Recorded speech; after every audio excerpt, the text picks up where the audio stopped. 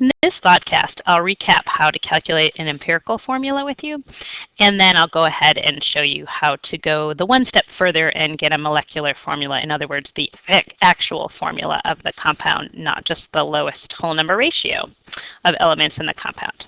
Okay, so if you had no trouble with the empirical formula in class, you might just want to fast forward through this part. But if you want to hear it again, feel free to listen in.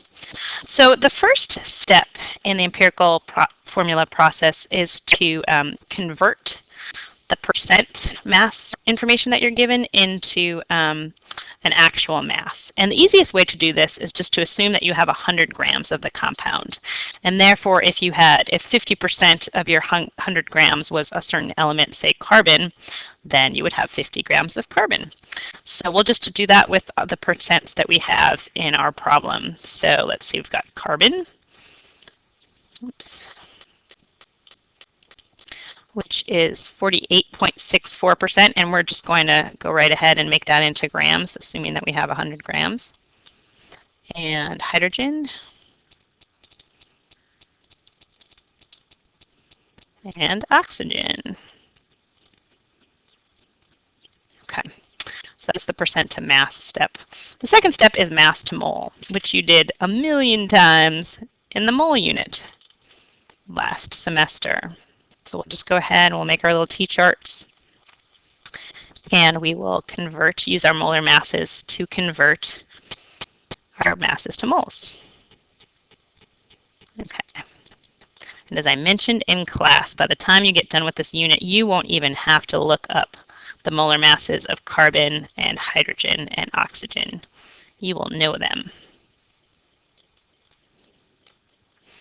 Okay. And we'll just go ahead and do, so if you calculate those out, and just remember to keep sig figs in this step and write down your units. This is what you get.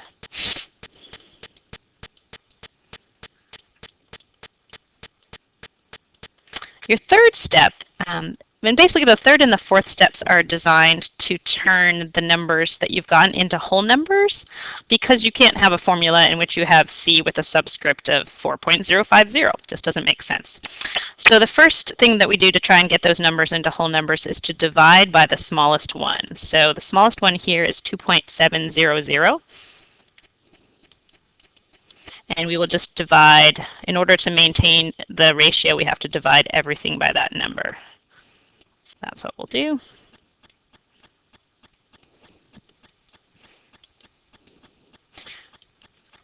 And I would say retain sig figs through the third step.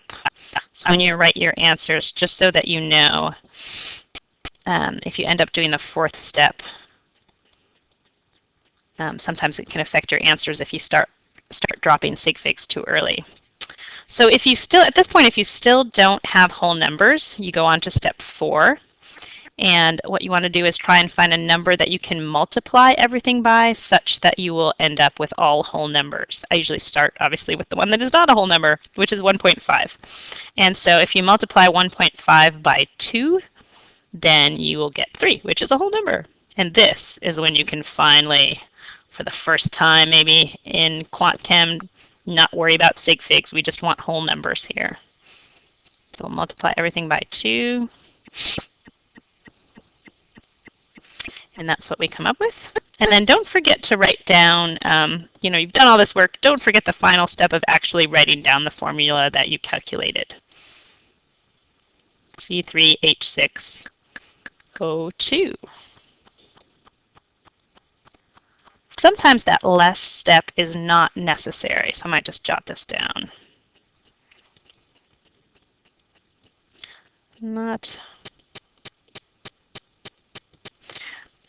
it's not necessary if by the time you get to the end of step 3, when you divide by the smallest number, if you already have whole numbers for all of your elements, you don't need to include this step. Okay.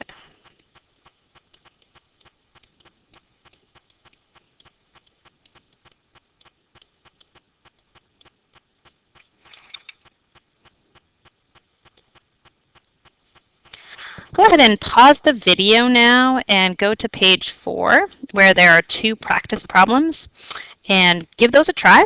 And Miss PB and I will post the answers for you in class tomorrow, so you can check your answers. Okay, so moving on to molecular formulas. Basically, your first 4 steps of calculating a molecular formula are just calculating an empirical formula, so you should already know how to do that.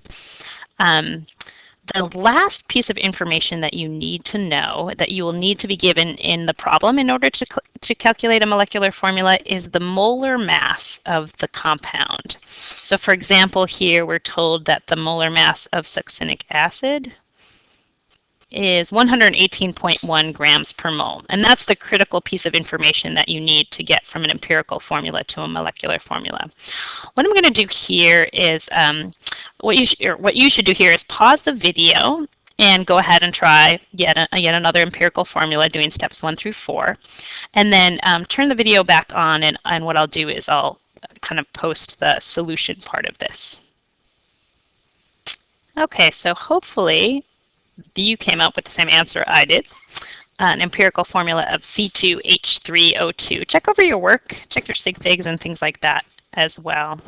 And then when you're all set, we will go on to the next page, which is sort of the new step to calculating a molecular formula. And that involves calculating a something called an empirical formula mass, which is essentially the molar mass of the empirical formula that you came up with. Okay, so you came up with an empirical formula of C2H3O2. And so you're just basically going to calculate the molar mass for that in the usual way. So CHO. 2 atoms of carbon, 3 atoms of hydrogen, and 2 atoms of oxygen.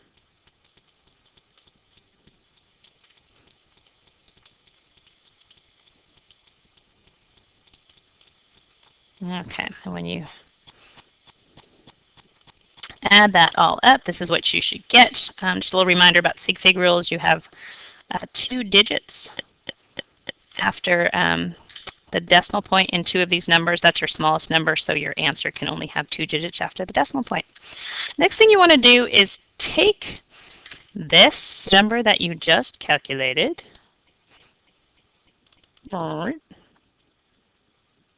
and divide it into the given molar mass. And just a reminder that you need to get the given molar mass from the actual problem. So I believe, let's see if we go back to that problem. Oops, too far. It was 118.1 grams per mole. So we would do 118.1 grams per mole divided by what we just calculated, 59.04 grams per mole, which equals 2. And then all you're going to do is multiply, let's see, each of the subscripts in your empirical formula by 2.